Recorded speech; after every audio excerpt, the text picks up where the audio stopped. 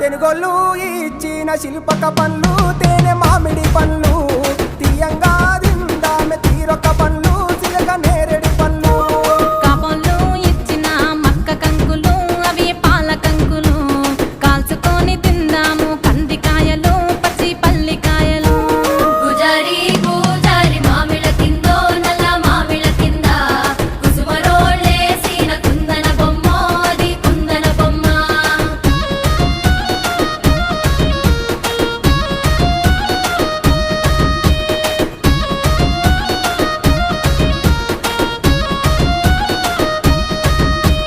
బెస్తోలు పెట్టిన పచ్చి చేపలు